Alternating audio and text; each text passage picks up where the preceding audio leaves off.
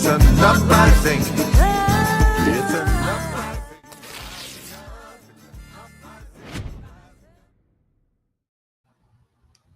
Hello, everybody. Welcome to the Green Live stream. I'm your host, Edie Arndell. Nice to see everyone. And this is my fabulous co-host, Mr. Scott Free. What's Hey, going on, Scott? doing good. Considering the country. I was talking to somebody. I feel like I got whiplash from the news. I really do. Like, we try really hard to make it as current as possible. Yeah, it's really hard. You know, like this week with the Supreme Court, I feel like, okay, I need some analysis time. I don't really know what happened. It was so confusing. The half determinations, decisions kind of stuff. So we'll bring it up, I think, in next week's show because it was so God, it's weird. Yeah, we're already prepping next week's show. But by the time next week gets here, there might be, 20 more things that take precedence. Yeah. I mean, basically, our government has stopped caring about how we feel, what we think, our lives, our livelihoods. They just don't care. And I would say they never did, but they used to pretend. Now I don't even think they pretend. I mean, we're going to bring up an issue of the 128 Democrats. I don't think they even pretend anymore. Well, and that's why, the old methods aren't working. And, if you want to bring up that first Instagram, okay, they're snatching US citizens off the streets and disappearing them. So, yeah. Let's see, where is it here? Here we go. It's brutal. All right, so this video shows Adrian Martinez. He's in the blue right there. He's at a Walmart in the blue Walmart vest talking to federal agents, and then you can see the agent pushing him back. Then the phone recording, they recorded the encounter. The phone goes flying. The video picks back up with ICE agents wrestling that 20-year-old to the ground. Oscar Preciado was making the recording, says Martinez was standing up for an older janitor that he works with. That's when he says the agents tried to grab him too. He grabbed me by the neck and put the other hand behind my neck. Luckily, I was able to, get him off of me and kept recording. When he saw I had the phone in I had my camera on, I told him I'm recording this, and that's when he smacked my hand to get my phone out of my hand. So that guy you just heard, Preciado, he says all Martinez did was talk, but the video went viral and touched off a storm of protest. This is Martinez's mom. She confirms that he is a U.S. citizen. She also went to the federal detention center to find him, but she was told he was not there. She says she was told he will likely face charges of assaulting a federal officer. Yeah, and, again, he had his vest on from Walmart. He was working at Walmart. I mean, and he's a citizen. That's people. Citizen. This is Nazi Germany, folks. We have arrived. We are really Nazi Germany. Now, the one guy, his mask was down. So I'm wondering, we'll have to try to follow up and see if somebody identifies that person. Yeah. This is horrific. This country is completely. And then your next thing that you had up, you had who ICE really is. Yeah, this is just somebody opinion, but somebody that seems to have a little inside knowledge, which kind of makes sense, right? Yeah, I thought it was really good. Let me get it up here. Yeah.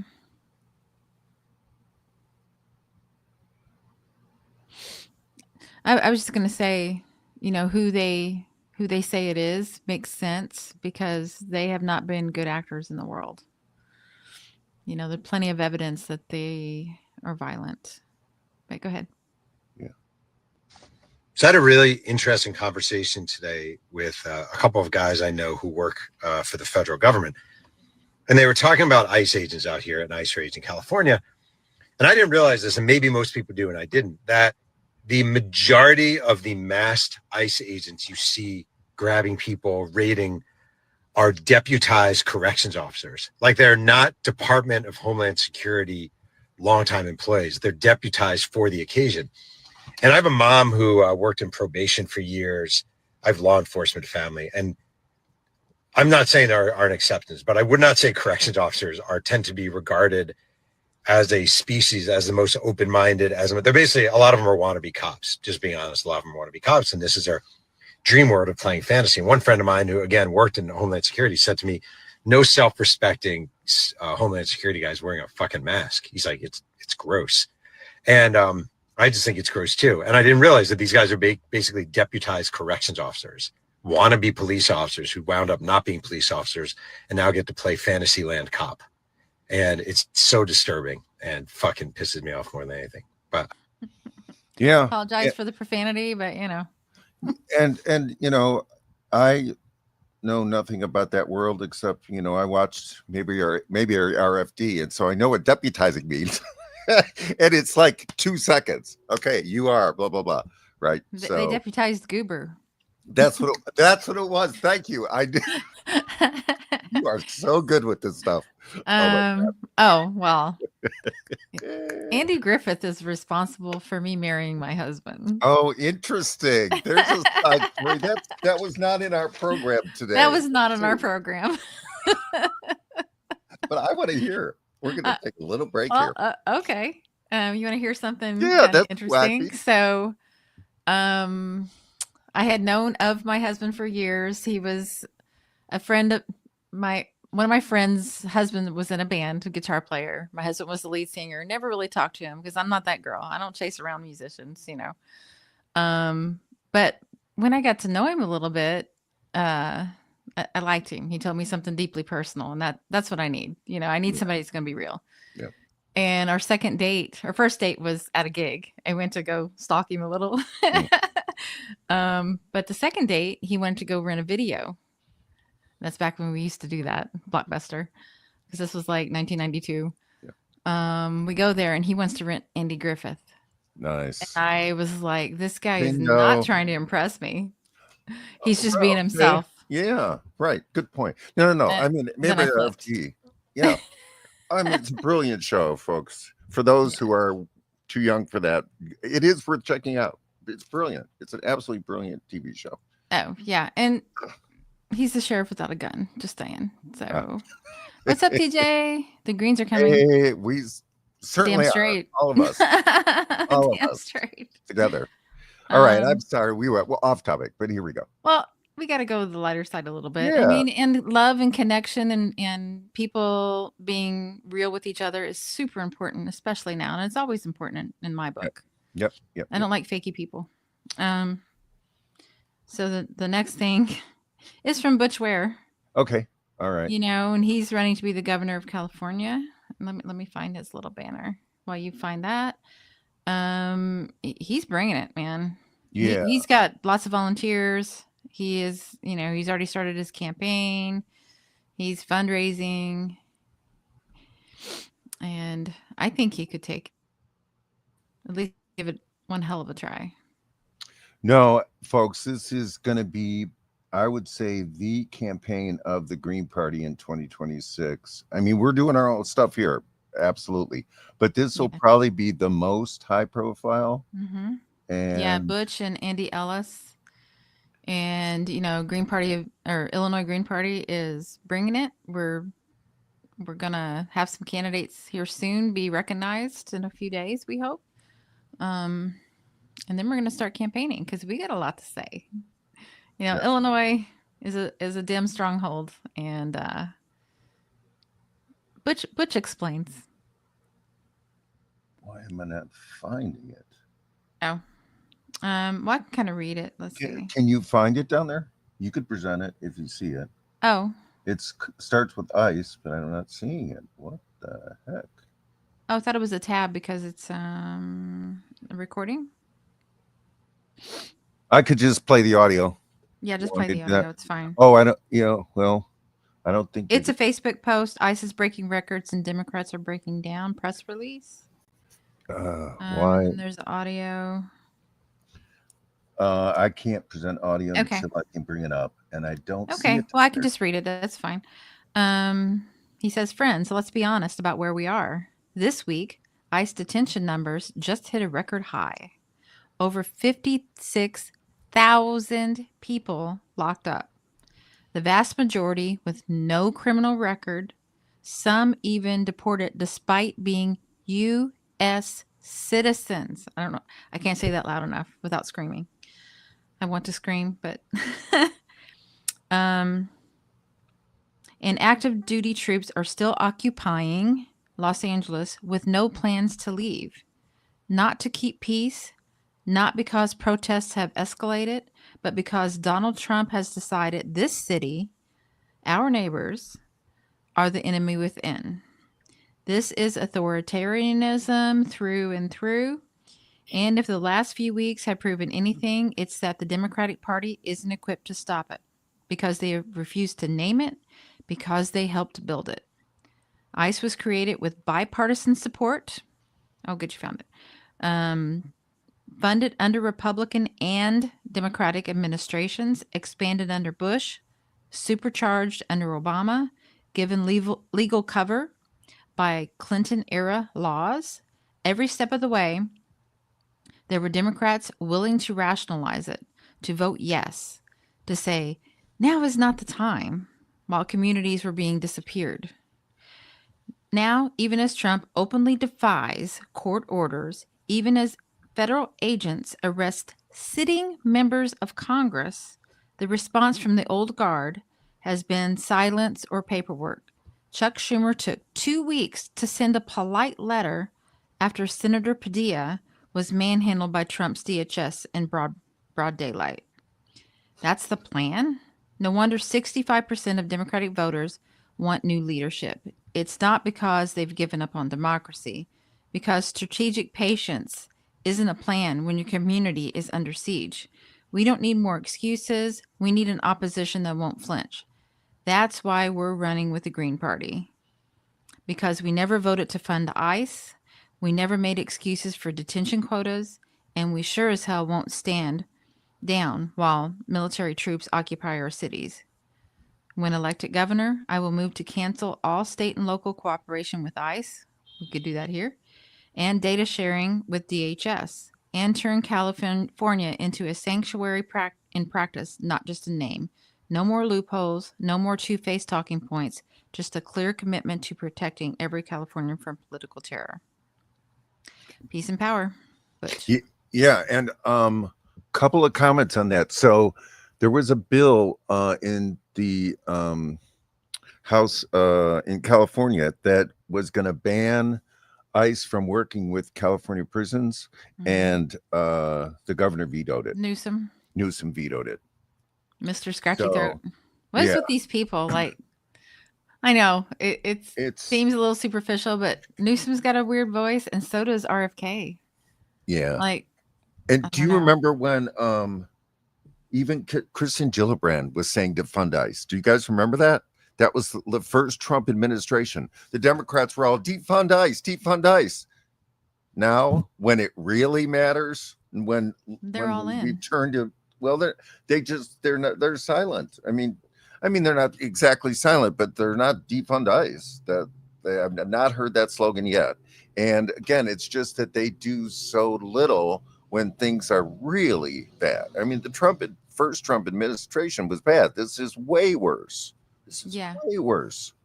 So Democratic complicity means Republicans can escalate. They kind of lay the groundwork, and the Republicans use it to last show we covered the chart of the funding of ICE through the Biden administration. It was just a chart that went like this all through the Biden administration up.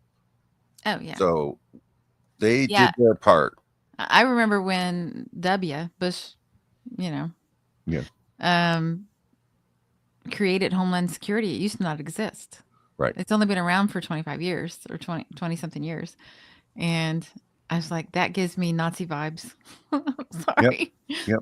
And here we are. Oh, yeah. No, we're here. I was like, Homeland. But I love this graphic you found. It's fantastic. So we're going to give credit to JCat7. JCat7. Whoever you are. And I can't remember Twitter for iPhone. Isn't that interesting? Oh, that may be a couple years old, but it's so brilliant. My roommate still applies. Oh God. My roommate described Republicans as the mass shooter and Democrats as the Uvalde cops. And I can't get it out of my head. I mean, that describes it exactly. Does everybody remember Uvalde? That was in Yeah. Texas, correct? I think so. There was a mass shooter. It was at a school, Right. and the cops Cops did let nothing. it happen. They They just sat. Yeah. stood back. They were more worried about protecting themselves than protecting the public and the children in the school. Yeah. They allowed kids to be killed. This is where we are. And that was a couple years ago. You're right. Yeah. We have a long, sordid history in this Well, country. it's a good way to look at it. I love that it also said I can't get it out of my head, because that's a really good meme. Will stay, and that one should. Can't get it out of my head. That's a good way to look at things. That's a good way to Mhm. look at our fake political system, pretending Yeah. to be an Yeah, and for those of you, yeah, I know. And for those of you that think it's not that bad, we got something else to show you. Oh, 128 Democrats rejected the impeachment resolution and tabled it. So you know it's going to go die, right? I just can't. This one I can't wrap my head around. What the F are they even? I mean, there's been, since Trump got into office, one of the main complaints is Congress isn't doing anything. Congress isn't doing anything. And even if it's symbolic, even if it's not going to win, how on earth do 128 Democrats say no to impeaching Trump? What the? I mean, that's worse than doing, worse than doing nothing. It's not even saying no. It's saying, I don't want to talk about that right now. That's very inconvenient. It's weird. I can't, I haven't looked around for analysis. And of course, there are podcasts. There's so many podcasts out there that are basically, fronts for the Democratic Party. And they're making all these excuses. Oh, well, wasn't it time, or it's 4D chess strategy. Yeah, right. I mean, I don't know how it's called being a coward. Yeah, this will be used against them forever. This just proves they're not really trying to do anything. And this is why I can see the grift now. I was inside of it, and now that I'm out, I see the grift. Yeah. It happened with Bernie, it happened with AOC, it happened with some of their front groups. It's happening now with some other front groups. And the mayor race, the guy's already caving. I don't want to talk about him very much because I'm sick of it. But he's already well, and it's just the idea that, he will serve a purpose. I mean, they don't exactly control every vote. They don't, but no, he will serve a purpose, and they'll see where it goes. I mean, AOC caused some problems at first. It was maybe a little embarrassing, but they got her in line. Oh, yeah. And now she's lockstep, and they could still publicize her like she's some, god of the left. But the reality is, when it comes down to it, you look at her votes, you look at her stance. She wouldn't force the vote. She is absolutely controlled opposition, like Bernie Sanders. Universal health care and Medicare for all that Bernie ran on. Yeah. Never even made it to a vote. No. It's never been voted on. Because the people are not on the record. That was, if folks don't know what forced vote was, that Jimmy Dore had a big push in that when it happened. It was when Brianna, right? It was when Nancy Pelosi was up for House Speaker of the House vote, and just like the Freedom Caucus did in the Republican side of the world, the Democrats could have done it. They had enough people. They had enough progressives. They refused to do it. They refused to get anything out of the vote for Nancy Pelosi. They just fell in line. I support it, force the vote, because when you have leverage, you use it. Right. So they pretend to have leverage. I mean, they never unify. The progressive never unify. And unfortunately, Zoran will probably fit into that scheme somehow. Not on that level, because it's going to be New York, and he hasn't won the seat yet. No, he hasn't won He this has to seat go yet. through the general. But I also think that, I was watching, his name escapes me. Somebody Savvy had on, was talking about, he's glad that Cuomo lost because he was terrible and he was directly responsible for the death of this gentleman's grandmother. Yeah. And at the same time, both things can be true. This person may or may not do the things he's promising, but being a mayor of a city, you'll know immediately whether it happens or not. Those people are going to be watching. Sure. I just meant, like, let's say he doesn't win.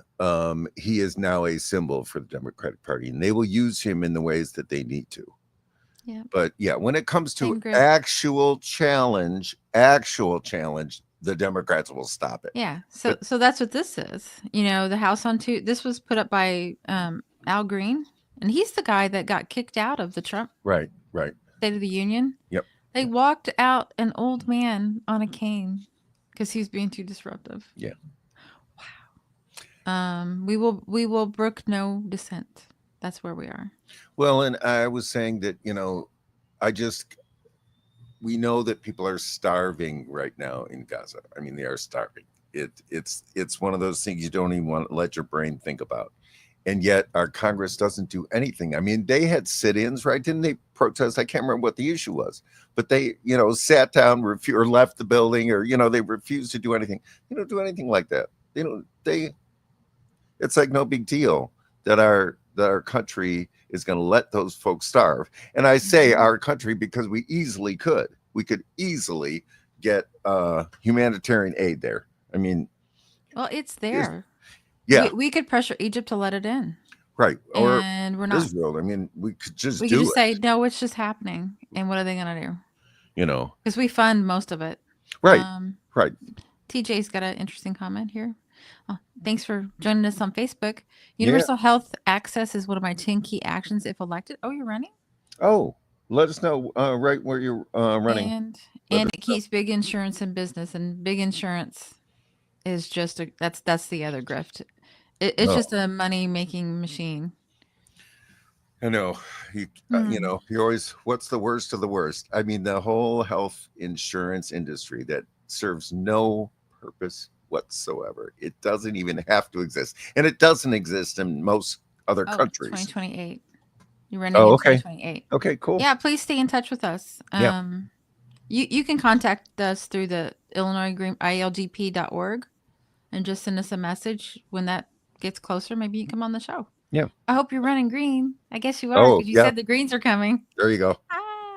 Yeah. Hashtag greens coming. Yeah. So and we can show, you know, we are the Illinois Green Party over here. So we can show the Illinois Congress folks that voted no on this. And it was shocking. I was surprised Lauren Underwood was in there. She was a darling of the Democrats a couple of years back for Illinois, but I think it got some national coverage too. And she's look who's posted this. Oh, contributor, Mr. Scott Free. So you can trust this, okay?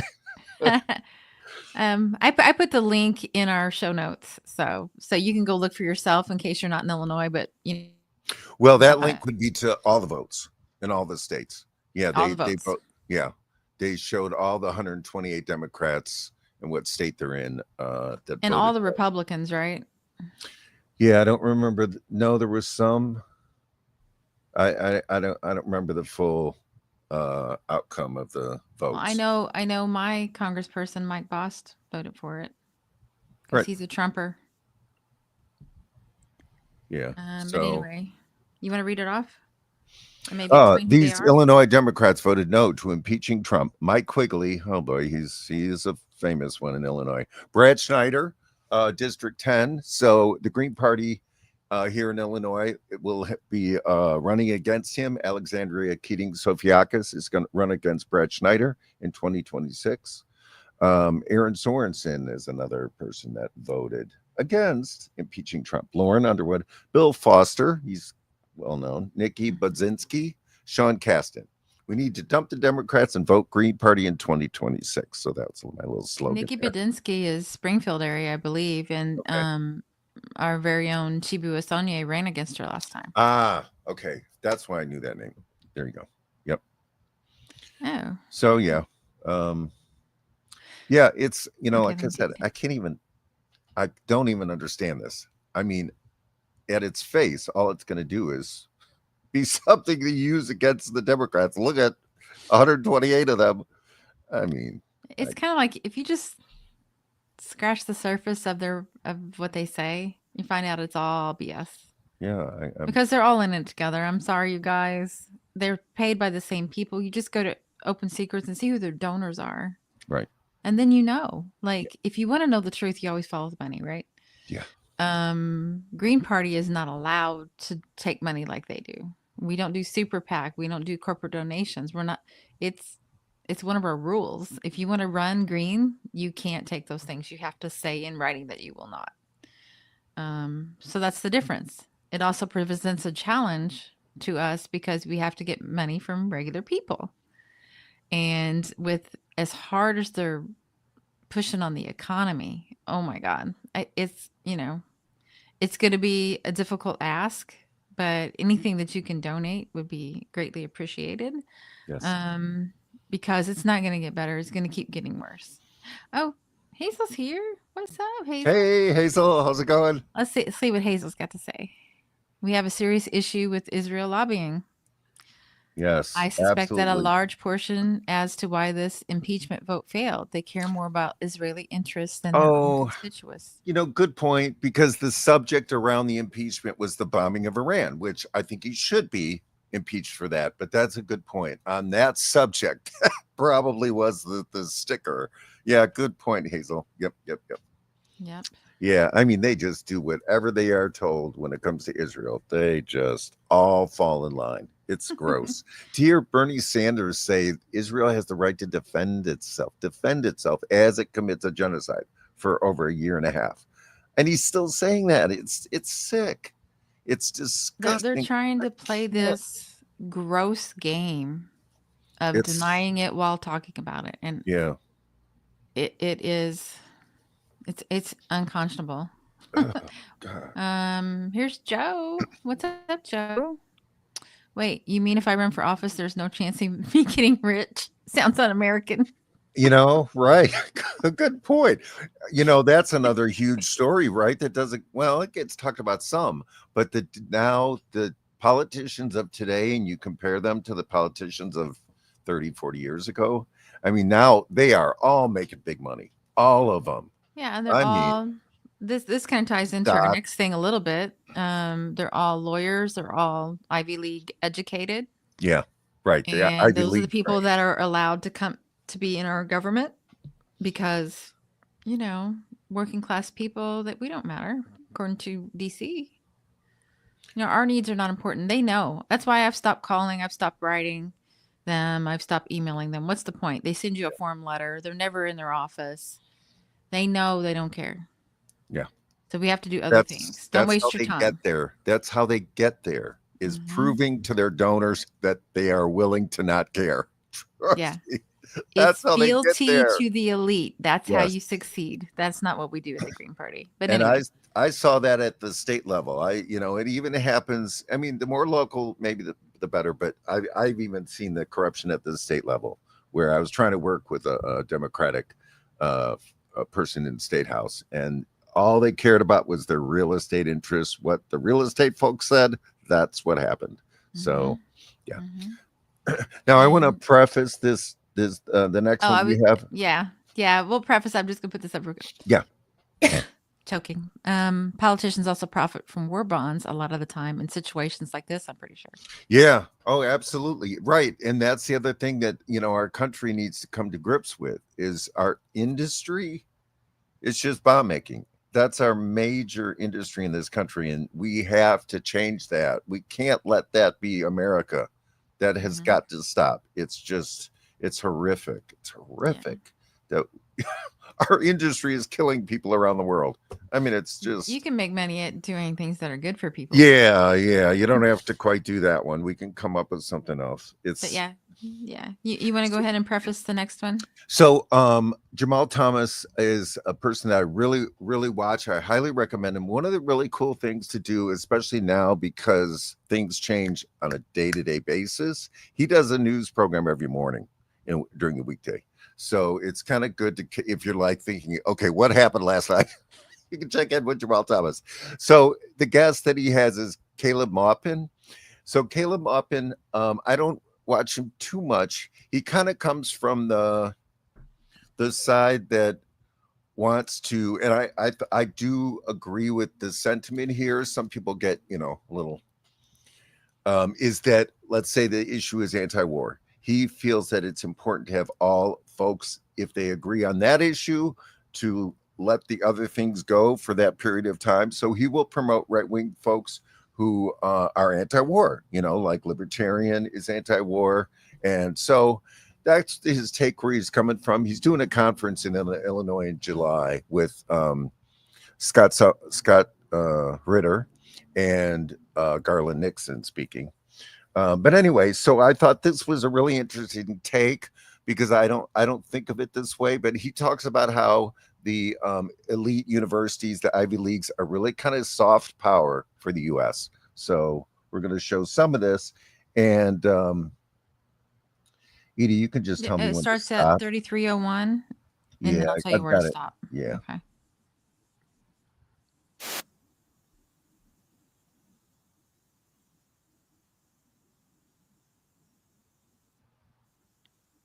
think you might have it at the second clip. Is it working? No. Interesting. YouTube's like, you've talked enough. We're Yeah. done today. Oh, just okay. Let me try to take it off and then bring it back on. Huh. So it didn't, it just froze. Yeah. All right, let me try it one more time. Yeah. I know Kenneth is in here talking about the Illuminati and stuff like that. I don't know. Oh, I don't, I I'm not, don't know. I'm not I saying don't it's have an, not true, but yeah. Well, you're also talking about the Kennedys. My issue with, family dynasties is like we had a revolution, the American Revolution, to stop dynasties from running things. Doesn't Yeah. matter if you're a good one. Go ahead. You got it? Let me try it, see if it'll work. Let me know. Okay. Part of the reason Donald Trump has acted in ways that are erratic is the response to Israel and everything that's happened since October 7th is to the detriment of the American political establishment. All right, let's point this out. Like I've made this point before, and it must be made. Harvard and Yale and the Ivy League schools, Columbia, that's where a lot of these protests were happening, especially Columbia was like a center of it. Those places serve a soft power purpose for the United States. Rich people from all over the world and high achieving students from India and Pakistan and the African continent and South America, they all go there and they have an amazing experience, and they see that America is a happy, happy fun land where we just do everything great and that we're tolerant and open-minded, and they make business connections and they go back to their country. And that's where they kind of become groomed to be allies and supporters of U.S. imperialism around the world. That's the purpose those schools serve, is they serve a soft power purpose. And Brzezinski, in his book, The Grand Chessboard, he opens the book by talking about how important the Ivy League schools are for international relations, right? They serve that purpose. And Muslims are a really, really big factor in the world. There's many, many Muslims. There's many, many Muslim countries. So for the purpose of maintaining U.S. empire, you need those Muslim students to come to Harvard, to come to Columbia, and see that while America supports Israel, look, there's big protests and demonstrations. Muslim Americans are free to speak out. You need that for propaganda. You need that. And yet those schools are so reliant on Zionist donors that they have to drag those students out. They have to say from the river to the sea is anti-Semitic, and they can't serve that purpose. But Mahmoud Khalil, I'm glad he's free. No one should be deported for their political views. But he's not just some guy who happened to oppose Israel and went to Columbia. Mahmoud Khalil is a U.S. intelligence asset, right? I mean, British intelligence mainly. I mean, he was heavily involved in trying to overthrow the Syrian government. He was, and he's an intelligence asset. He's somebody involved in the American deep state, who on the one hand is very anti-Israel, on the other hand agrees with U.S. foreign policy on Syria, on Iran, on some other countries, and was operating as a functionary. And probably, there are people in the deep state that's, that wanted Mahmoud Khalil and the Columbia students to go out there and organize. Okay, yeah. I mean, it's a long clip, and yeah, I mean, I had not heard that before, so I don't have any verification of that. It's an interesting take. But I think the point is that aside from Khalil, that just in general, that it's really good to think of the elite universities and the role they play in soft power. And if folks don't know what soft power is, it's the way that the U.S. government uses propaganda and influence to determine the outcomes that they want. You know, if they want a regime change in a country because that country's holding on to its resources and won't let some private company come in and steal it, then they can use soft power, propaganda kind of things to try to influence. And that's what's going on in Iran. That's what happened. He brings up Syria, and that's a really good point of one where I feel like the left really failed, like really massively failed, because they used that propaganda about al-Assad. And, you know, again, yes, I'm not saying he was great, but they were able to really, really use that propaganda to get to destroy Syria. And so, and they won that one. Aaron Mate had a whole lot about that, and he was like the lone voice in the wilderness saying the evidence isn't there that it was Assad. You know? So yeah, you're talking about specifically Duma, which was the Duma. second chemical attack, which he says was a false flag, and he's got a lot of proof. And in fact, it was whistleblowers from the I'm going to forget the acronym. I should have written it down. So the inspectors go in it whenever there's some kind of chemical attack or something. There are inspectors that go in and UAEA, maybe that sounds well, and there were whistleblowers that said, hey, this isn't the case. They fired them. And so he's had presentations at the UN about that issue. But sure enough, I mean, unfortunately, and Israel has a big part to do with Syria's destruction. Yeah, and I would also say, you know, it is not to say anything about Mahmoud Khalil personally. Well, but it's more of a general thing that you know, these people are sought out. They're brought here. They're fed this fancy education that is very pro-U.S. and then sent back to promote U.S. That's soft power. You know, so anything that we want to do in their country, they're going to be for more than likely. Right. But I mean, it also might be the case that actually is true. I mean, there are we have to look into it. There are plenty of people that we have found out turns out, oh gosh, they were working with the CIA, right? I am glad he's safe. Of course. I'm glad he's back with his wife. What they did to him was not right. Well, and this is our country, like, not trying to figure out. It's kind of schizophrenic at this point. Well, you know, it's like you're ruining the soft power because we want to punish the people going against, you know, AIPAC. Exactly. That's what the point of the video. I mean, we cut it off, but that's what he was saying, is that, you know, the plan for soft power is being really fucked up by Trump, because he's not playing by the playbook. He's just he wants to, every person that's not white, he wants to try to get rid of in this country. That's what's going on. And so, I can't remember who I was watching the other day. It's because, you know, eventually the demographics are going to shift, and they don't want that. So they're trying to prevent it. They're trying to hang on like this to their, you know, white supremacist status. Right. It has nothing to do with being a white person. It has to do with thinking you're better. Right. You know? Right. I know we are of the ilk that he's okay with. Ooh. But no. I mean, make America great again. That is a phrase for white people. It doesn't fit for any other person of color. It makes no sense that it was written and promoted as a phrase for white people. Yeah, and for many, even white people, you know, when was it great? Yeah, well, you know, I mean, if you were a woman, it wasn't great. If you were gay, it wasn't great. If you're a person of color, it wasn't great. You know, like, if you're Native American, it's never been great since we got here. Definitely not. But yeah, can you play the next part? I think it's really important, that the 4949. Yeah, let me see if it'll work. Hopefully it will. So U.S. soldiers, they were talking about in Vietnam, you know, we were trying to convince soldiers to be anti-war. Now it's flipped. You know, because they've been there, they've done that. You know, so let's support our troops and be anti-war and anti-imperialist. It's 49-49. Yeah, you close enough. That should be good.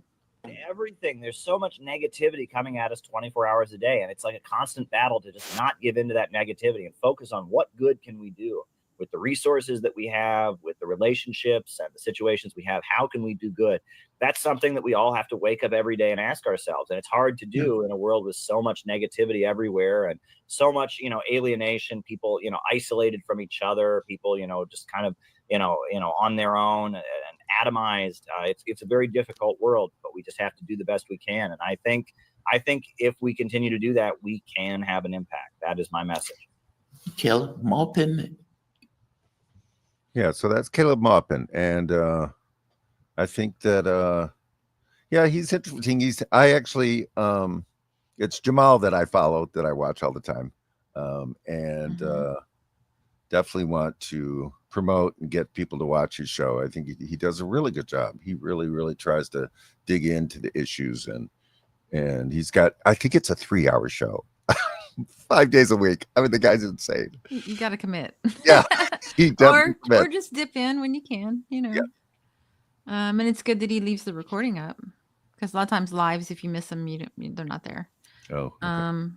But yeah, and I really wanted to highlight that portion, because a lot of people think they're, what they're doing isn't enough, but what it takes is everyone to do something. Yeah. So, I know it's difficult. You have to do your own risk assessment. What are you willing to risk to speak out? I think silence is not acceptable anymore. If we don't get a handle on this, people, we are even in worse trouble. The empire is crumbling because they're doing the same thing that empires have always done. They overextend themselves militarily and in the world, and then they start ignoring their people. And that is exactly what's been happening here for quite some time. And now it's just super, super obvious. So now they're trying to put the clamp down, like what's going on in LA. And they don't like Chicago either, just saying. And I saw a meme. I didn't have time to research it, and the meme was about how they got rid of birthright citizenship in the Nazi Germany era. They were trying to do that here.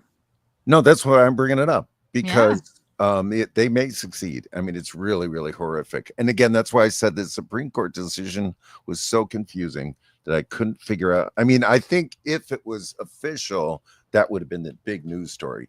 But there was something in that Supreme Court decision that made it kind of vague. But I wanted to research to see if that was true, that they got rid of that in Nazi Germany. But I didn't have time before the show. But I bring that up just because the parallels to Nazi Germany are unbelievable. It's unbelievable. What is it I like to say all the time? History doesn't repeat itself, but it sure does rhyme. Yeah. I mean. Yeah. So I want to encourage everyone to like, subscribe, and share. I always forget to say that. People have been saying, you got to promote your channel. So I'm promoting the channel. Yeah, please. And we so appreciate everyone watching. We get lots and lots of regulars in here, and I think that's wonderful. I kind of feel like I'm getting to know our our audience a little bit, and I really enjoy them. Yeah. So our next segment is Israel won't stop. You can't, and you won't, and you don't stop, right?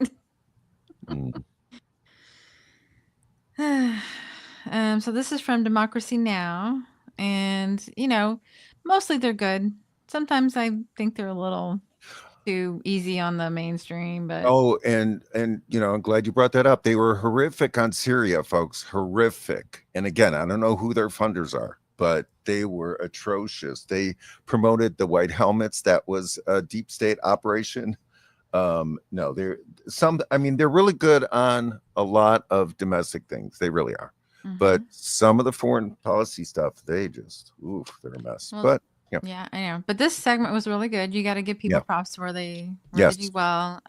This is called One Mass Casualty After Another. This is a U.S. doctor in Gaza right now. I think this was from like 5 days ago. Okay.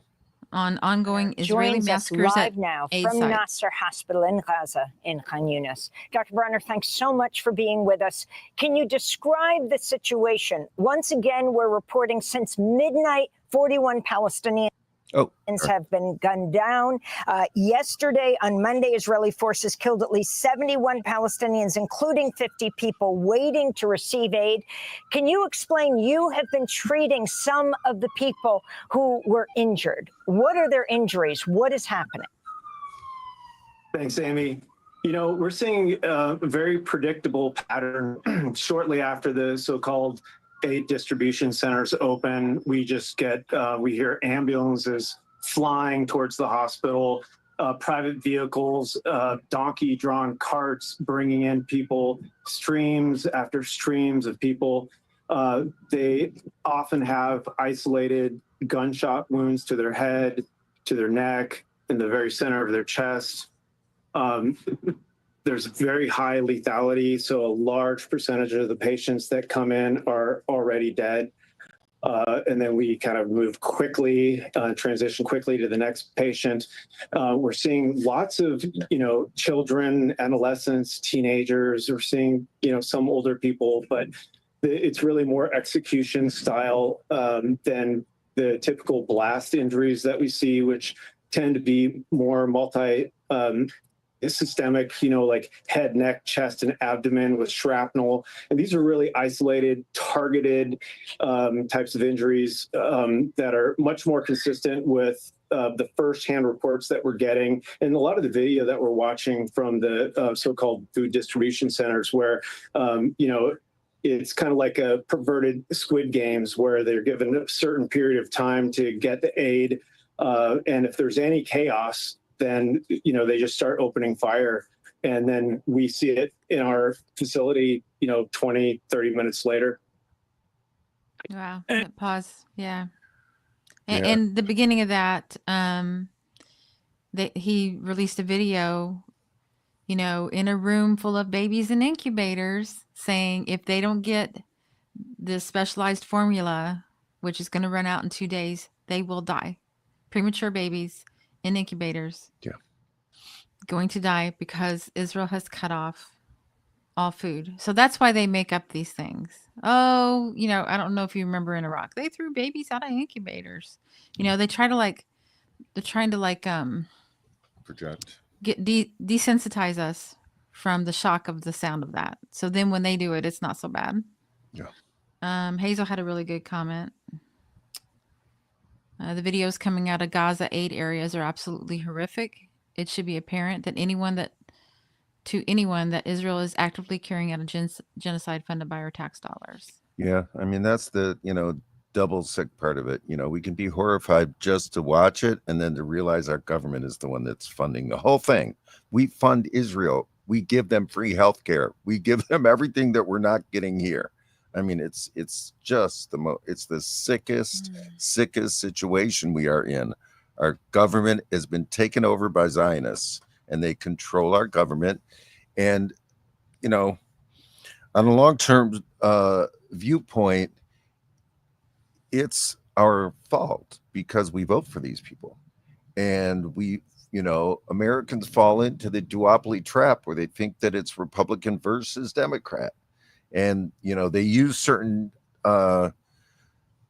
subjects to trigger people. And within those subjects, it's serious. I mean, trans rights are being stolen in our country right now. And so,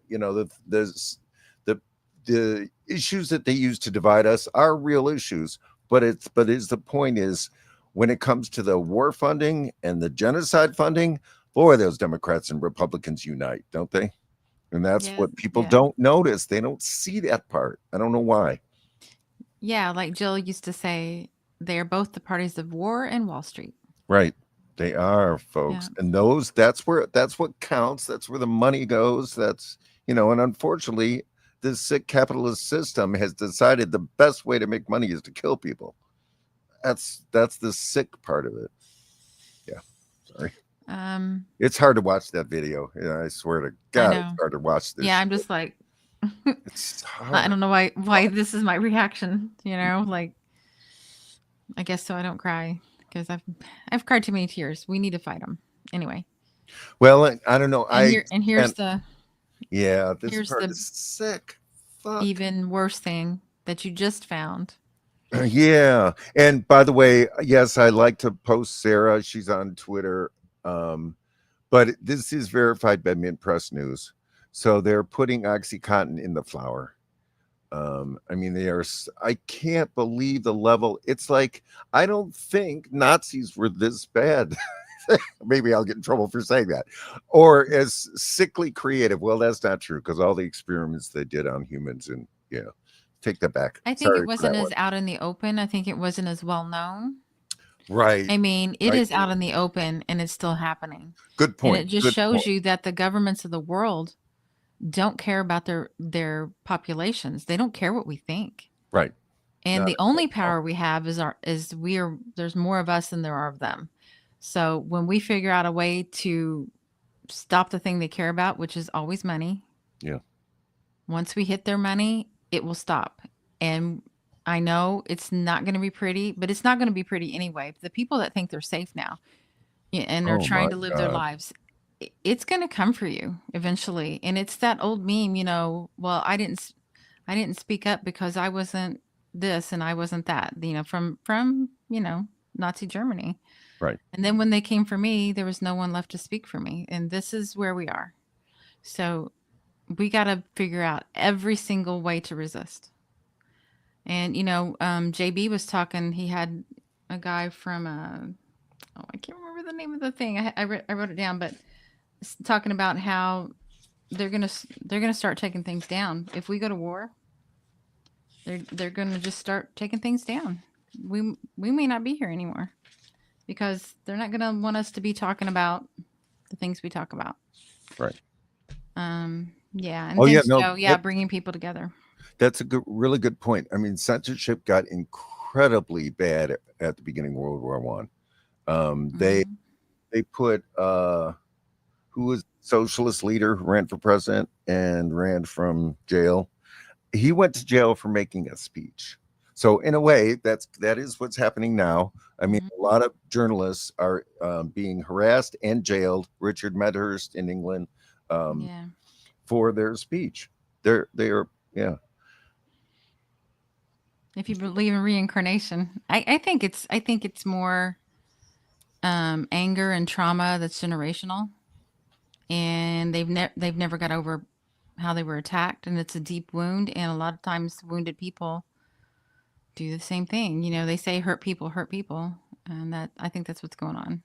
They think they have this permanent victim status that they can do whatever they want. Well, the Zionism project started way before. I mean, we've shown the New York Times article that said that they were going to colonize Palestine. So that project was started like even before 1900. So many years in the works. But it's just that it ties into the white supremacist concept of capitalism, right? So there are different forces working together for this sick thing that is called Zionism. And it's basically just colonization and imperialism, right? On steroids. So the next one you had was the Nico House. Okay. 1606. All right. So I want to preface it a little bit because I don't know if he says it exactly here, but Nico House is theorizing that Israeli government is using the Hannibal Directive against all of Israel because they shut the borders. Right. Yeah. Right. They don't have quite the stamina that Palestinians have. Just saying. Yeah. No, I mean, that's my one hope is, well, we can watch this, but my one hope is that, folks are leaving Israel like crazy. And I thought I saw somebody say that 30% of the population has left. I don't know if that's because they don't have a tie. They don't have a tie to the land. It's a lie. Most of them are European or American or from somewhere else. Right. They have dual citizenships. They just, they want an ethno state. And why would you want that? And, Palestinians have been living in tents like for generations now. They've been refugees for generations. and they're all leaving because they had to spend 2 days in a bunker. I In a remember. bomb shelter. So there's a different level of going on. It's privilege with Israelis. It's all privilege, and so when their privilege gets shaken, they're out. And actually, that's what I'm hoping for. Actually, and I don't wish the death on anyone, but I do hope that Israelis leave to the point that Israel just collapses. I'm hoping that the IDF soldiers around Gaza will defect and leave, because they don't even have somebody cooking their food because everybody's left. That's what I'm hoping for. But we can. Yeah, we just want it to collapse. We don't wish them harm, because that's not who we are. Right. But I want collapse. I want Israel to collapse. Before you start, I did remember the name. I found it in my notes. Okay. So I was watching JB the other day, and he had on Kevin Ronka. He's the founder of Right Brain TV. It's WRITE Brain. Okay. He did a whole series about Africa Rising. He went to all these countries and talked about their cinema. Oh, okay. You can go do a subscription or whatever, but he made friends with this Palestinian in Florida, Monair, and he did a movie called Gaza Is Our Home. Okay. And it shows Gaza before October 7th. I've and seen I a think lot that's of going to photos. be very powerful. Yeah. I can't wait to check it out. Yeah. So, go ahead. Sorry to get off. No, that's fine. I've seen tons of photos of Gaza, like pre-invasion in 48. And yeah, it was a beautiful place. And by the way, JB is part of RBN, a Revolutionary Blackout Network, and that's Nick here. And so David, I know he's Nigerian activist. They've had him on quite a bit. Nico House, I think folks know. So I'll play a little of this. Do I have the time right? 16:05. 16. Yeah, that's fine. Okay. Because it's the same when you think about it in the context of the military strategy to galvanize support for Israel. It actually falls into that same context. It's I'm the victim, so please help us, because we can't win by ourselves. So everybody remembers that they exhausted their Iron Dome system. Basically, they depleted it the first time Iran and Yemen responded to that attack, when they assassinated those military officials in Syria at the embassy.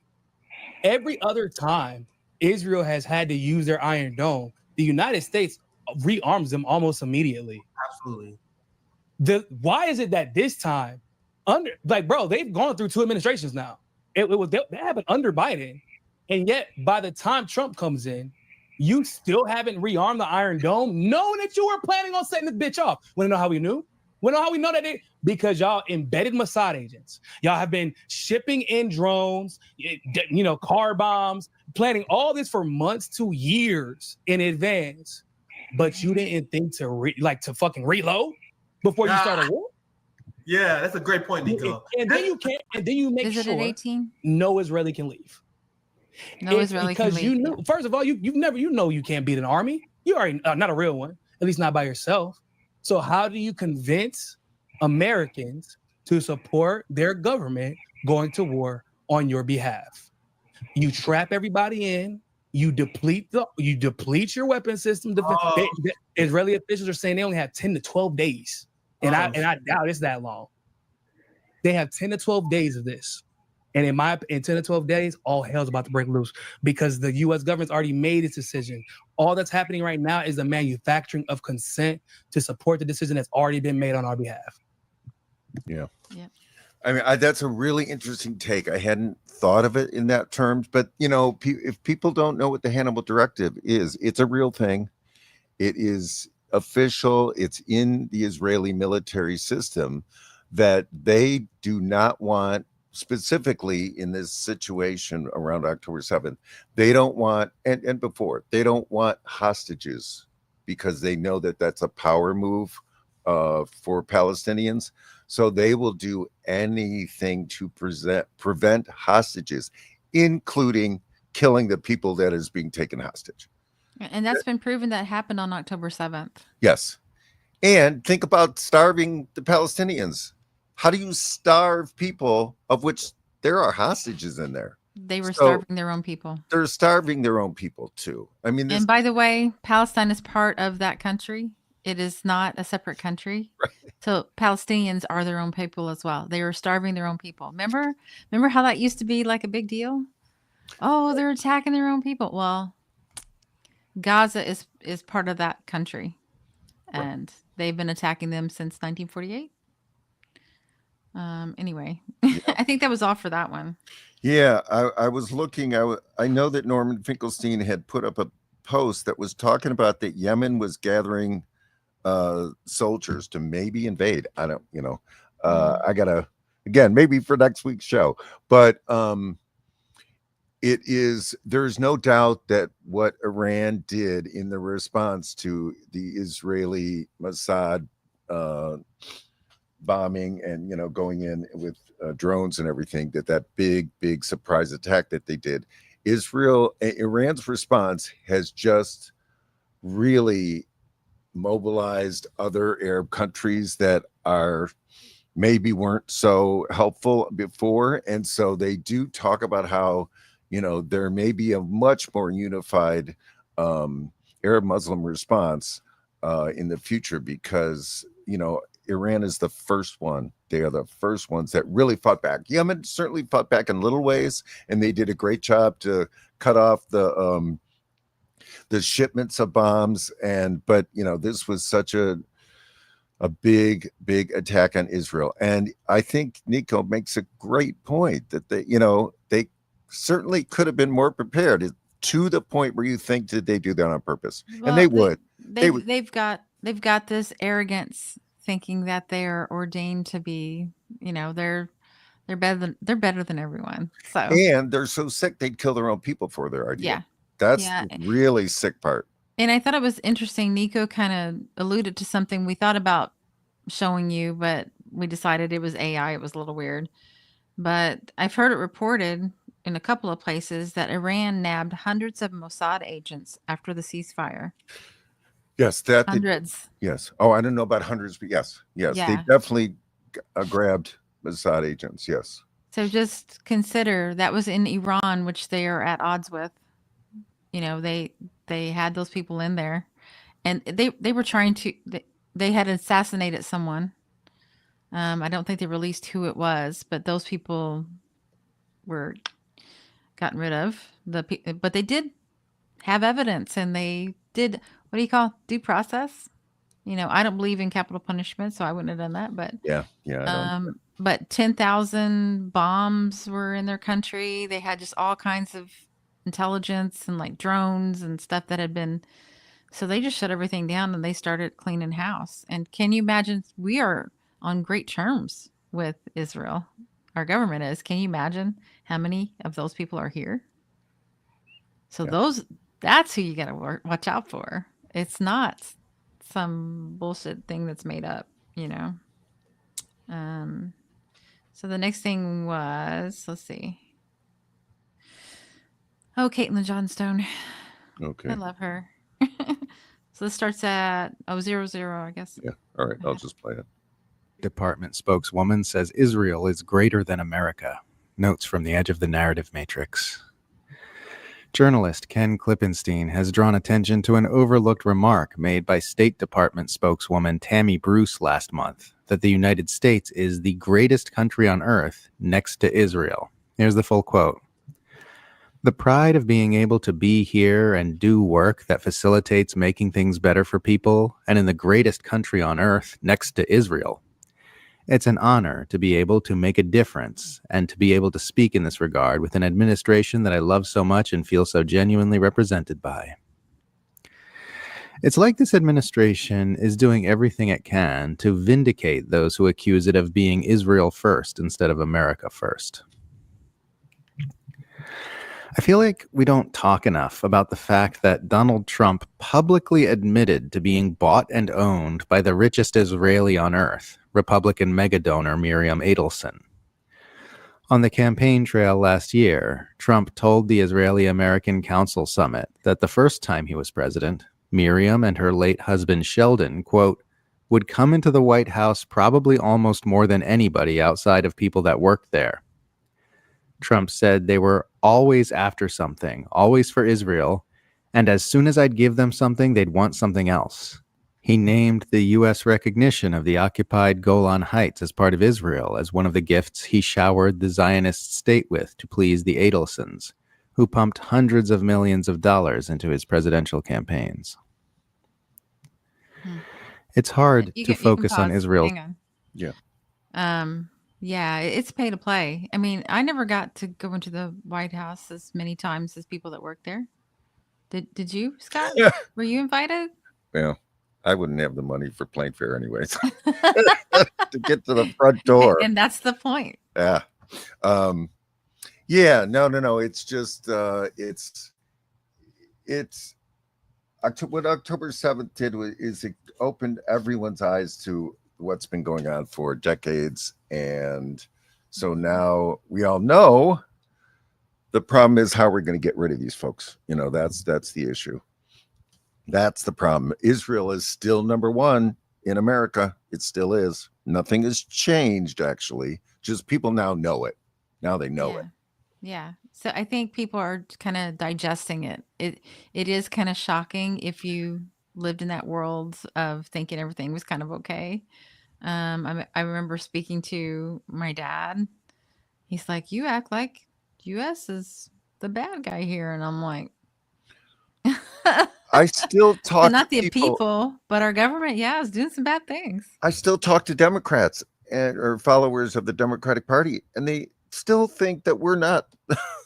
They still think we're the good guys. We're the heroes. It's astounding. I don't know what kind of denial goes on. I mean, they're definitely not watching our show. No. Because we laid out pretty clearly. Yeah, my ex-friends do not watch this show. Well, and I think that hold is starting to, the death grip is starting to loosen a little, because they see what's happening and they see that the Democratic Party isn't standing up for their citizens. They're not protecting them. They're doing the same old playbook that gets you nowhere.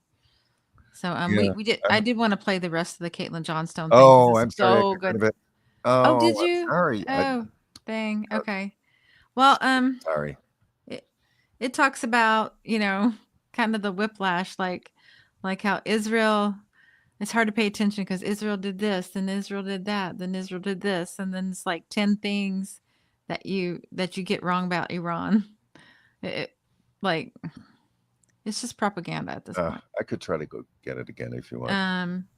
But yeah, I mean, well, I can go on to the next one, but I think we should play it. Absolutely. It would be at we stopped at 142. So I'll move on to the next thing for a minute. Yeah, go ahead. Because it's definitely related. Yeah. I mean, so where is that? Biden. So here's the proof. U.S. and Israel practiced during the Biden administration. Right. And this is from ABC News. So sometimes they might get it right occasionally.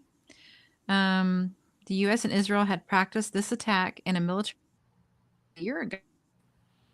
A source in Israel with direct knowledge of the matter confirmed to ABC News. So they always source everything from Israel. Well, that's just crazy. Yeah. That exercise was unprecedented because it war-gamed offensive actions against Iranian nuclear capabilities for the first time, according to the source. This was first planned under the Biden administration, according to the source, who said, "But we did not think a year ago that this would happen now." Here we go again. Yeah. Oh, I love we that. We just didn't think it would happen. Oh, we just did this random exercise that we didn't really think that was going to, just random. Hey, let's throw some coins and see what comes up. Again, it's should be obvious to people that the people in front don't run our government. Yeah, they don't. And I agree with you, Hazel. Dems can't even pretend to be innocent anymore.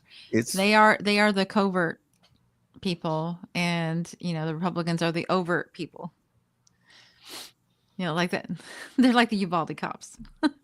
Yeah, there we go.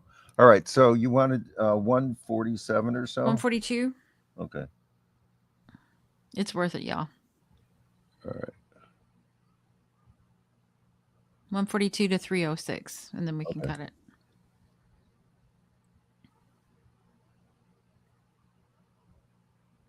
It's hard to focus on Israel's airstrikes in Lebanon due to Israel's invasion of Syria, which is hard to focus on due to Israel's atrocities in the West Bank, which are hard to focus on due to Israel's genocide in Gaza, which is hard to focus on due to Israel's war with Iran, which is hard to focus on because of America's war with Iran. Yep. Top 10 dumbest things we're asked to believe about Iran. 1. That the Iranians want to be bombed. 2. That the guy bombing Iran wants peace. 3. That regime change interventionism is a swell idea this time. 4. That anyone who doesn't want war with Iran hates Jews. 5. That this time the government and the media are telling us the truth about an American war. 6. That this time the neocons are smart and correct. 7. That bombing Iran makes it less likely to try to obtain nukes. 8. That Iran is trying to assassinate the U.S. president when all U.S. presidents have the same foreign policy. 9. That Iran, a country that never starts wars, cannot be trusted with nuclear weapons, but Israel, a country that starts wars constantly, can. 10. That attacking Iran benefits Americans. Yeah, you stop it there. Yeah. I mean, you know, again, I hate watching mainstream media whenever America bombs somewhere, because I mean they just go into such propaganda mode that I can't, you know, drives me nuts. But if you notice, not once did the subject of a nuclear fallout come up. They're talking about bombing nuclear sites. I mean, if we bombed 3 Mile Island, you'd think there wouldn't be. It's insane that they don't talk about that stuff. And I guess they don't care that there would be nuclear fallout because it would be on Iranian people. I mean, right? Just because they don't, just like they don't care about Palestinians. Right. You know, they're gonna try to put them in the same category. It's unbelievable. These brown people don't matter.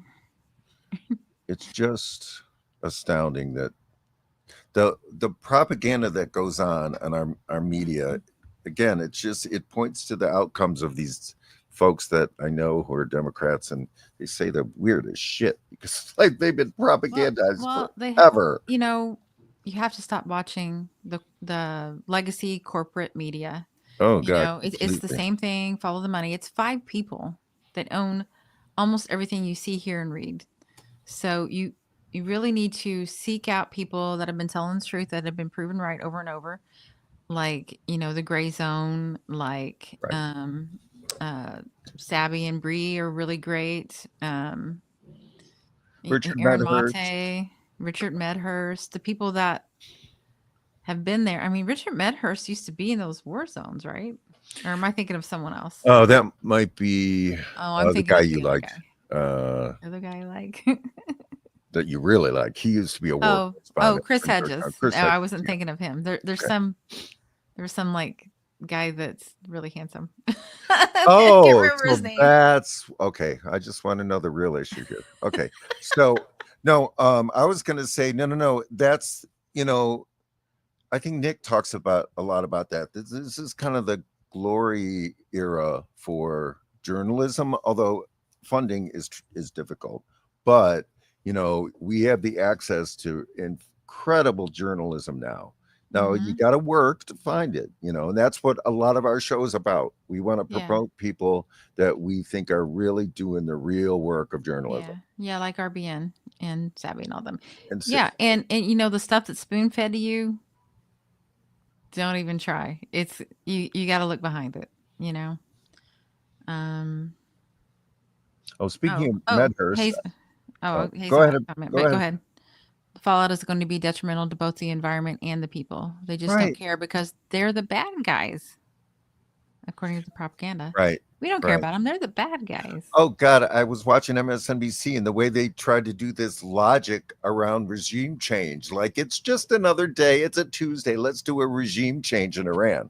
I mean, and we're going to have some discussion about that. Yeah, in the next one, the Richard Medhurst. Yeah. Well, the Free Palestine TV. He talks about Iran and their strategy to fight that, because, like I said, what the U.S. government does is one of the ways they try to destroy countries is to divide them along ethnic region, you know, and ways that they would fight each other.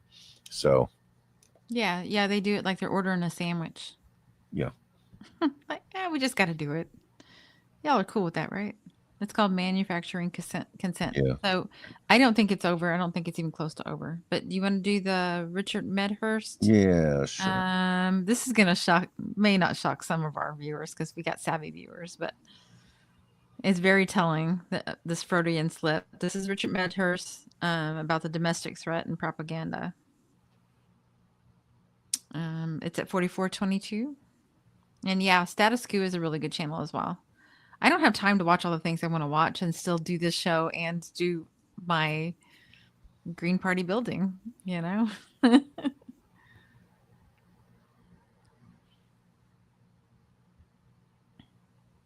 So sensationalized, but it really is. I mean, it's quite literally nuclear terrorism, right?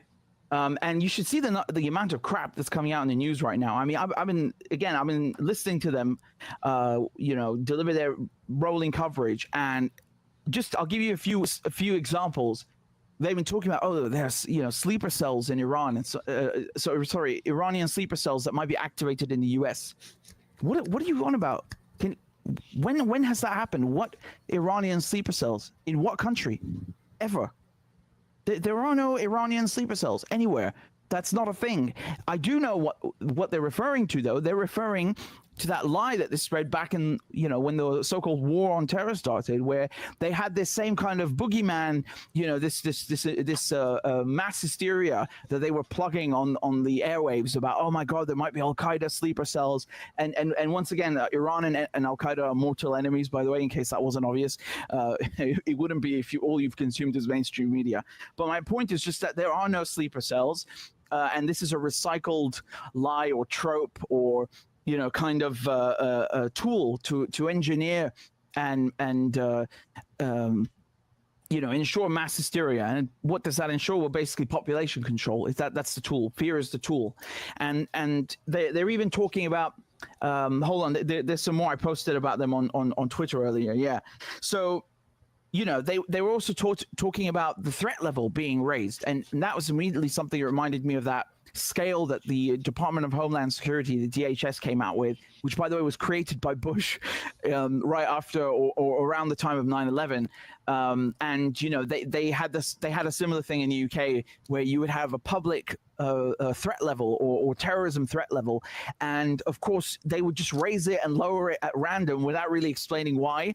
And then you might argue, well, yeah, of course, as the security service is not going to reveal all the information they have. Yeah, but they were using it as an instrument of war. It wasn't just because there was an actual threat. The threat comes from those countries. It comes from the UK. It comes from the US. They're the threat to world peace. They're the nuclear terrorists that are normalizing blowing up nuclear sites. I mean, this is there is no evidence that any of this had actually been vindicated or that it was corroborated by anything that we can verify. We're just supposed to randomly trust that, oh yeah, there's a threat level. And explain this to me, like why would you be afraid of Iran doing something to the US? Like when have they ever done something to the US? Just give me one example. I'm not talking about the embassy and even that there's tons of lies around it. I'm saying on mainland United States soil. When have the Iranians ever done anything in the US or Europe? I'll wait. Yeah. You see what I'm saying? So what's going on here is like there's a really interesting level of fuckery where they go and they bomb Iran and then it's immediately, oh, we're the victims, right? Sound familiar? I mean, Israel does it every day, and they are really, really like well versed in it. But the United States and the West do it a lot as well. It's the same kind of thing. Like, oh, well, they're the perfect and permanent victims. Everything is self-defense. Bombing a nuclear site, murdering a scientist with their family while they're sleeping at home. Everything is justified. Dropping bunker busters. Maybe contaminating a nuclear site. Killing children, blowing their limbs off. It's always justified. It's always defensive every single time.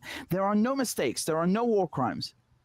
The West is the victim. It's this permanent garbage, and that's why they have to do this. Like, oh my God, we're concerned about cyber attacks and about sleeper cells and dirty bombs. Look, they're doing the whole shtick right now. I can show you one clip. This is from ABC News just now. Bring in Pierre Thomas, our chief justice correspondent, back stateside, covering the domestic threat. Of course, people watching us here in a the domestic threat. It's like being back in 2003. I don't know how well you guys remember 2001, 2002, 2003. I remember it very well, and it's really like, if you showed me the transcript, you could have fooled me. I would have probably guessed that it's from back then, right? Yeah. Saturday night, Pierre, want to know what is Iran's capability, not only to react overseas throughout the region with thousands of U.S. military stationed across the region, but also here in the U.S. We know that there are lone wolves, there are actors that certainly Iran would want to react in some sort of way to the U.S. action we witnessed tonight. What are U.S. authorities here? Would hope. Why do they automatically assume that Iran is like equally unhinged? I think a lot of this is projection, I really think a lot of the time it's projection. It's not just being dishonest. It's like kind of, well, I would do that if I were in their shoes, so they obviously want to do it to me. Right? You're in the homeland prepared for potentially, and what have they said?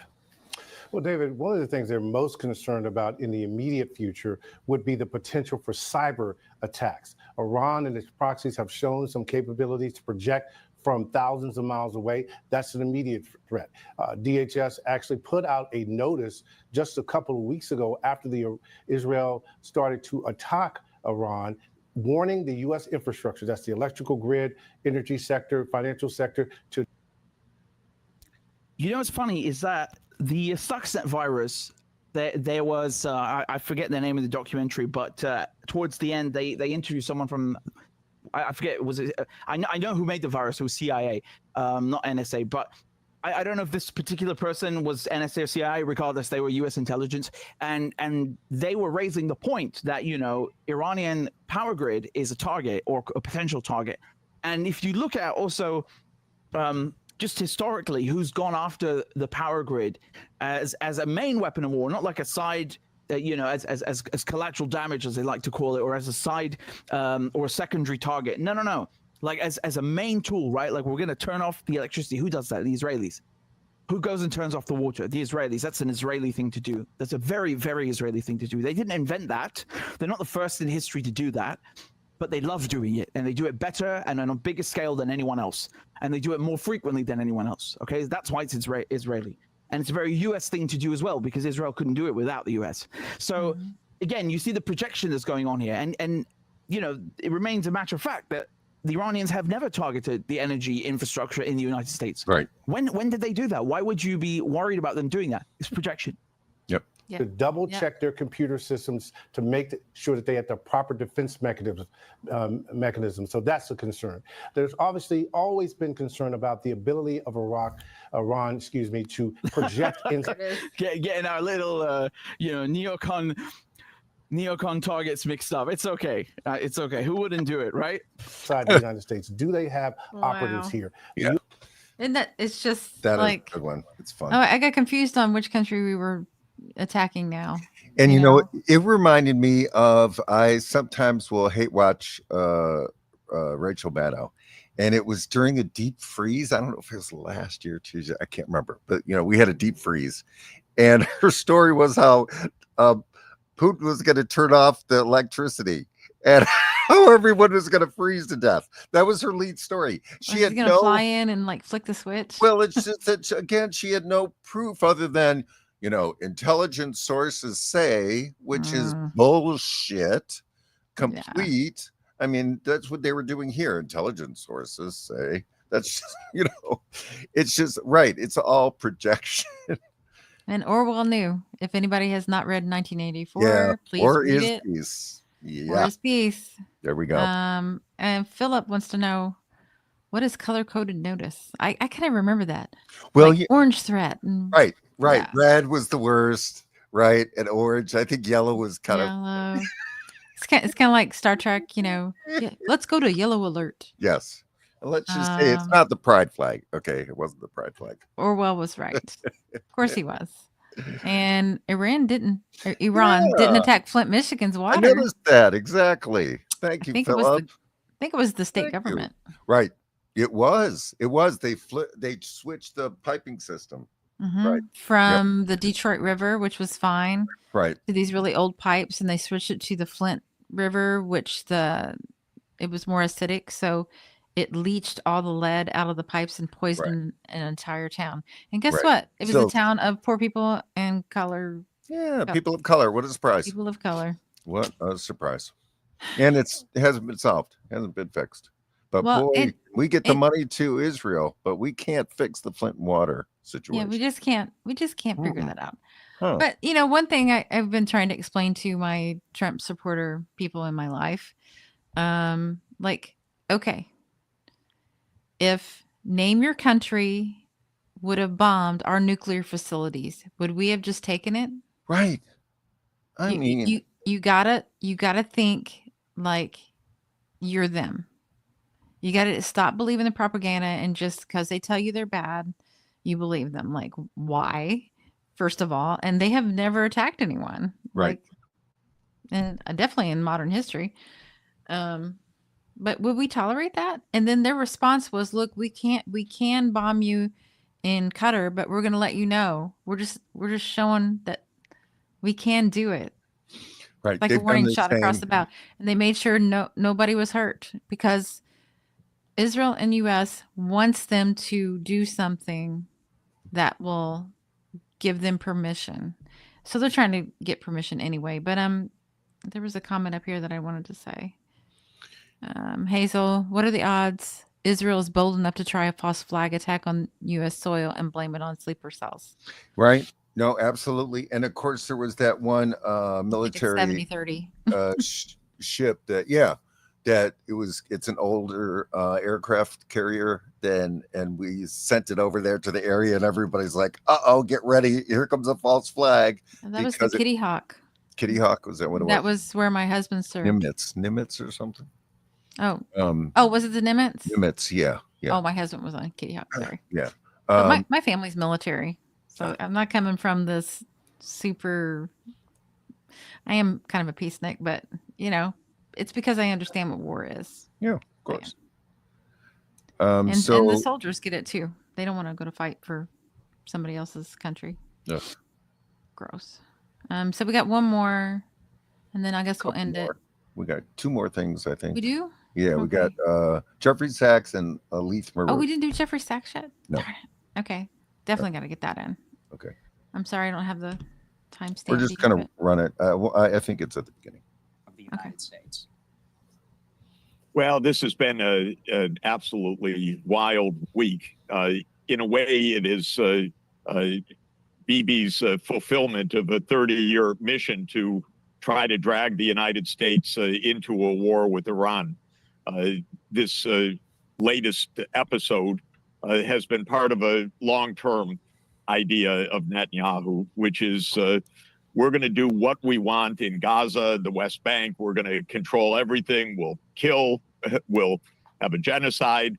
And anyone that objects, any other country in the region, we'll overthrow. Why are you not investing in taxes? Sorry. No, seriously. Why are you not investing into one of the most... That government. That's been the basic strategy for 30 years. For 30 years, the United States has gone along with that strategy, whether it is in Lebanon, Syria, Iraq, Sudan, Libya, and Iran was always the big prize. So Netanyahu's been absolutely itching for a big war with Iran, trying to drag the U.S. in. And what we saw last week probably was the great battle inside between the deep state, which is absolutely in line with Mossad. It's basically a Mossad CIA operation for 30 years. And MAGA, which says, stop, we're sick of this. We're sick of these wars. The president, I don't know where he is because I haven't checked my my social media for the last 30 seconds, but he's been on both sides of this. But his base has been saying, do not do this, do not do this. Whereas Netanyahu has been saying next year in Tehran, or his ministers have been putting that out in disgusting vulgarity.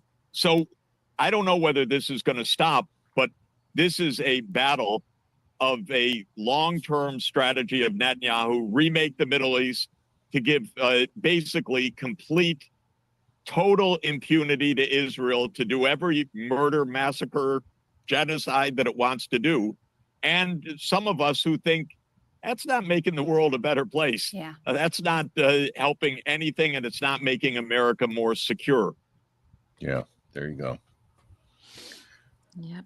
Jeffrey Well, Sachs. and I should add my little side note that I'm trying to do a campaign to get Jeffrey Sachs to run for U.S. president with the Green Party in 2028. So you'll see more of those graphics. Hopefully, I'm going to be putting him around because I just think he would be a good, and he's certainly pretty pro Green Party. He was pro Jill Stein, so he gets the concept and the importance of having an independent party.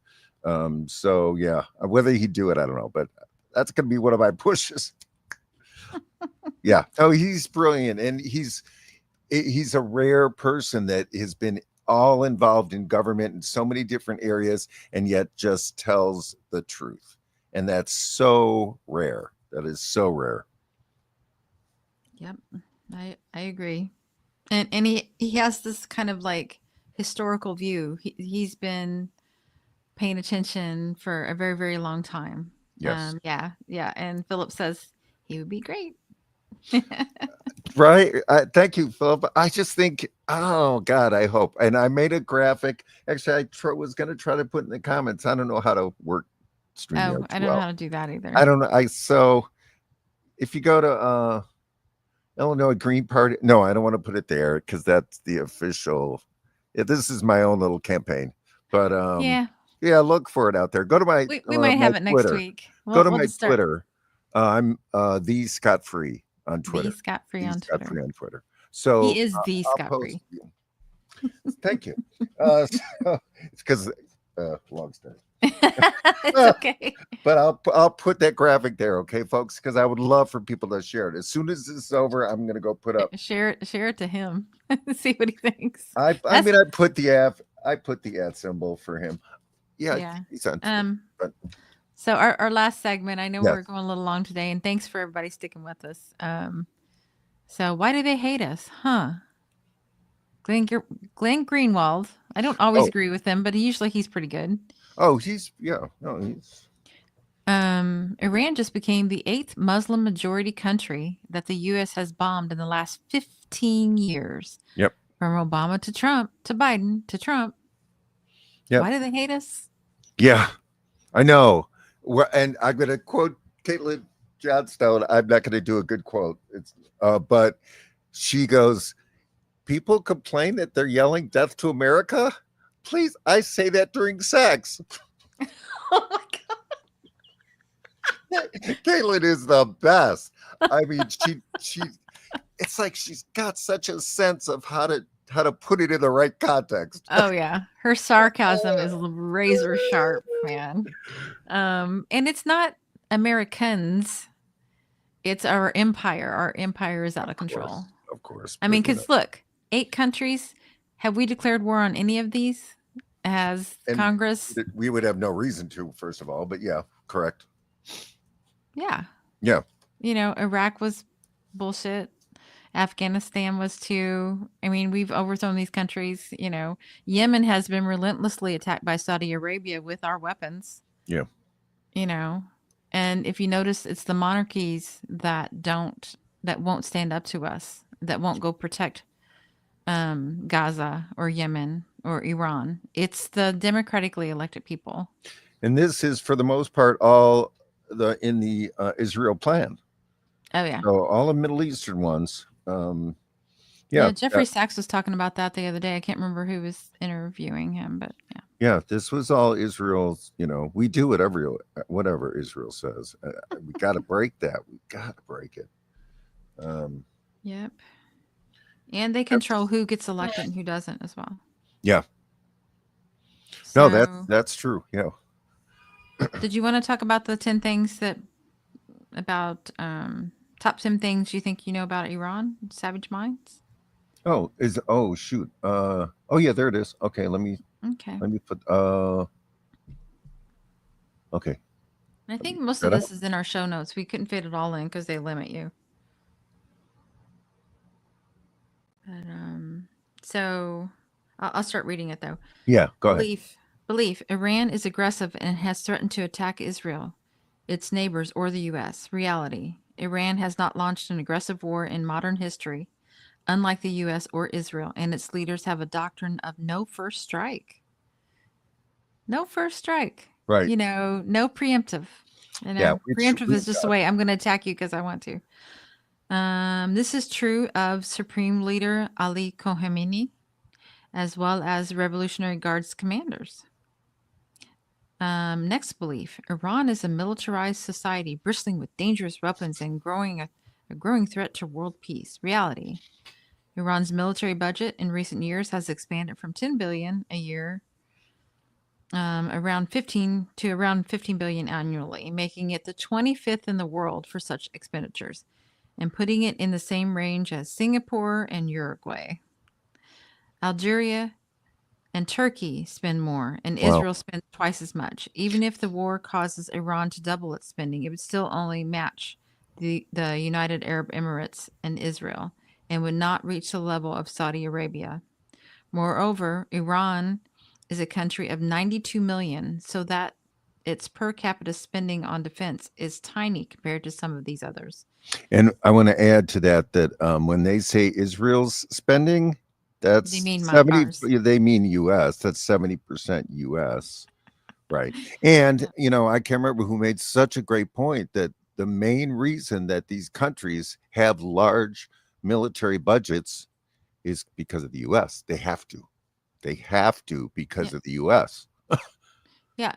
Have we directly attacked anyone that has a nuclear weapon? I'll wait. Right. Right. I hadn't thought of it that way. Yep. Next belief. Iran has threatened to attack Israel militarily and to wipe it off the map. Reality. Iran's leaders have often warned Israel that an attack would be met with a strong response. No Iranian leader in the executive had threatened a first strike, aggressive act of war on Israel, since this would contradict the doctrine of no first strike to which the country has adhered. Belief. But didn't President Mahmoud Ahmadinejad in office 2005-2013 threaten to wipe Israel off the map? So, apparently he did say it. This occupation... Khomeini. Huh? It says he quoted Khomeini? Quoted Khomeini. Yeah. Reality. President Mahmoud Ahmadinejad did quote Ayatollah Khomeini 1989 to the effect that this occupation regime over Israel must vanish from the page of time. He was defending Palestinians. He didn't say they were going to do it. This was not a pledge to roll tanks and invade or to launch missiles. However, it is the expression of a hope that the regime will collapse, just as the Soviet Union did. It is not a threat to kill anyone at all. I mean, and you can go on and read it. I don't want to drain the whole thing, but they're lying to us. Oh, God. Lie, everything is a lie in the media. There's no doubt. And Alexandria is here. Hey, we dished on Brad Schneider earlier. You missed it. Yeah, Brad voted no to impeaching Trump over bombing Iran. So he voted along with the rest of the cowards there. I think they voted yes to table it. I think is what it was. They're tabling it, so they're burying it. Yeah, absolutely. Yeah. So charming. All right, so let me bring up our last segment, and that's going to be Leif Maroof, and he's from Free Palestine TV, and he does really, really good work. He's in the area. He reports, Free Palestine TV. I do recommend. They do a lot of reporting. I think it's next to last because we have the Air Mate, but go ahead. Okay. We can do that first. And what he does is he gives a really good explanation of the strategy of Iran to fight America and Israel's obsession with regime change operation. And so let me get that here.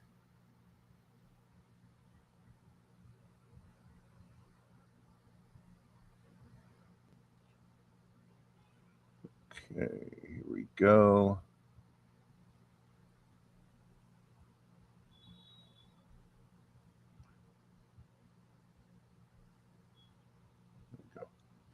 See, I don't think there's any democracy. But you got to explain that one to me. Break that down to me. Yes. You got to explain that. Bring it back to you. Okay, explain it back. One step at a time. Okay. So Iran, the reason that it's been able to actually resist so well is because it created a fake political, system of challenges and controlled opposition and so forth that the United States has managed for a couple of hundred years and now has abandoned. You see? So the assassination of President Raisi came from Azerbaijan. The operation to take down the helicopter that was carrying Raisi was coordinated and acted on from Azerbaijan, the neighbor of Iran. Iran's largest, cultural minority is Azerbaijanis. They're around 20%. And when it was clear to those who run Iran that the biggest danger in a situation of internal upheaval that the West wants to instigate is not going to come from the Kurds or the Baluchis or the Luris, is going to come from the Azerbaijanis, okay? That have an actual state on the other side of the border that is armed by the Israelis and is sending oil to Israel. So what did Iran do? They elected an Azerbaijani as the president, Pezeshkian, a doctor. It's like the United States electing a black Obama as the president. You see? And here is Pezeshkian playing the soft liberal face. Okay? That is a huge, huge achievement.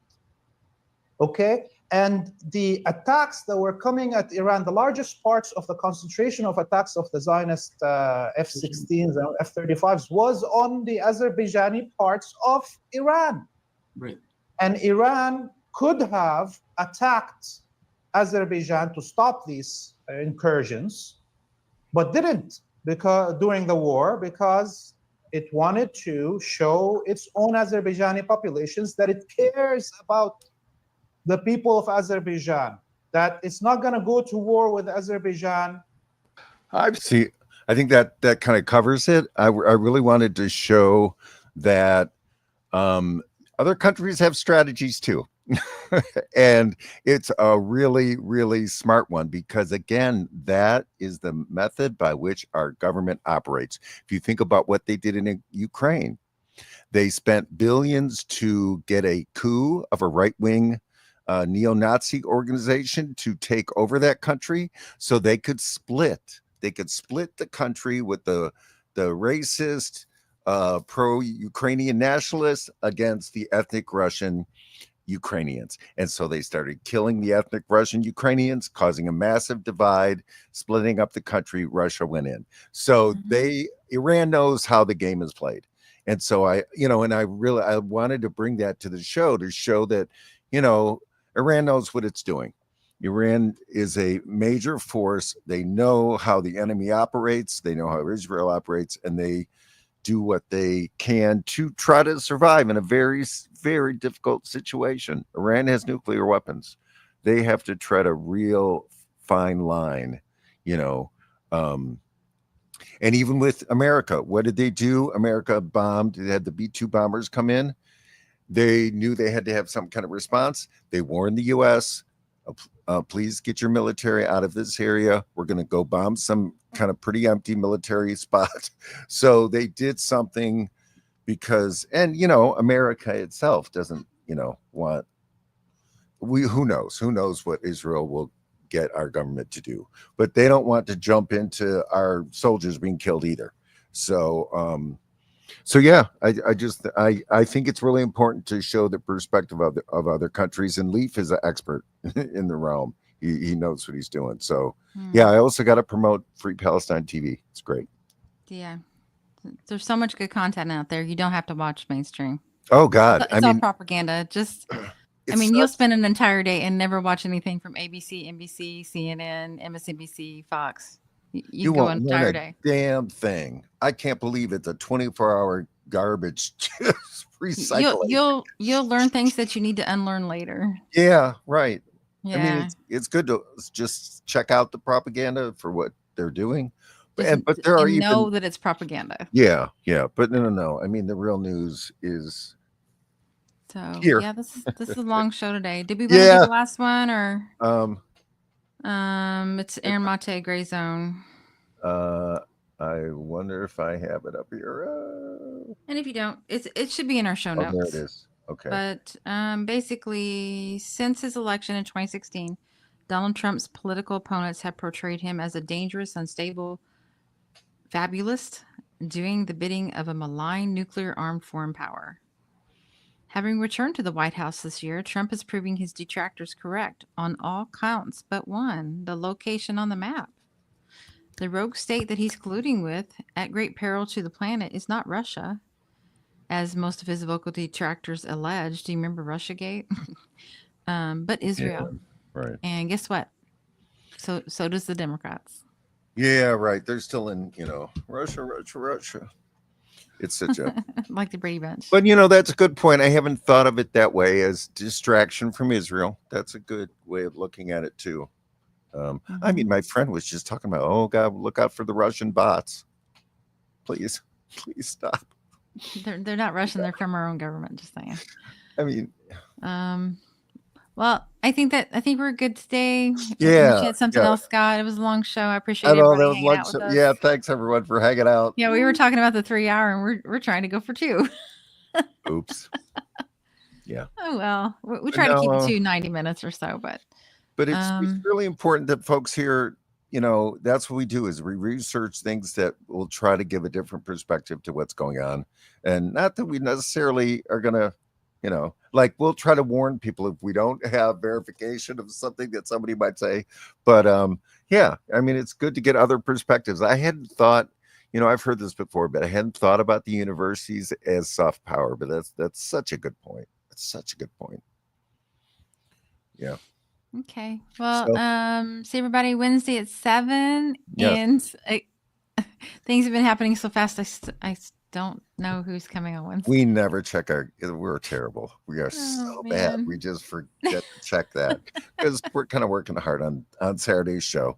But yeah, happy Pride. And Green Party. Yeah. And end of June here. Happy Pride. I mean, some places celebrate it in different times based on, if it's a really hot part of the country or something.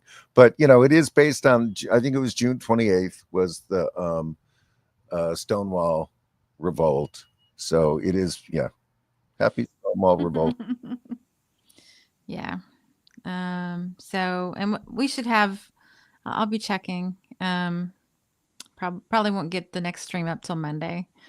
We did have someone that was had all of our graphics out ahead of us. So now we have to create. Scott does a wonderful job of creating them for us now. So that was kind of my little cheat sheet to see who was coming next. And I don't have my cheat sheet anymore. All right, everyone. Thank you so much. And yes, please like and subscribe and do a little comment at the bottom. That really helps us. But yeah, please, if you haven't subscribed, please do that. That's a huge help for us. Yeah. And you want to know what's going on? You can go here. And I still hope all of you know that you can donate. Oh, and we do a Hangout Zoom every Thursday night, ilgp.org/events. We always have it up on the events page, and we just hang out Thursday night, 8 p.m. Central Time. So if you want to come and check us out, you don't have to be a Green Party member or anything. You can just see what we're doing and what we're talking about. Right now, we're getting ready for the launch of a lot of candidates who are running in 2026. So things are really starting to explode. Alexandria Keating-Sufiakis is in the chat section, and they are running District 10 in Illinois against Brad Snyder, the hateful Brad Snyder, who just voted no to impeach Trump. Yeah. So yeah, so Yeah. yeah, and Edie Arndell will be running for lieutenant governor of Illinois. So yeah, we're going to be, things are getting real active here. We're going to start having guests probably after the first hour on Saturday. Next Saturday, we're going to have Andy Ellis, who's running for Maryland governor at 1:00 Central Time. So Yeah, we'll still we're do gonna have our to keep news our of the news hour. kind of. Yeah, we'll be covering some things. So Yeah. we'll try to make that, hit the highlights Yeah, and try to yeah. bring you some interesting content. But hopefully see you guys 7:00 on Wednesday. Thank you. All right. Thanks, everybody. Bye. Bye. Uprising, we're rising up. It's an uprising, we're rising up. It's an uprising. Fight the power. It's an uprising. Fight the power.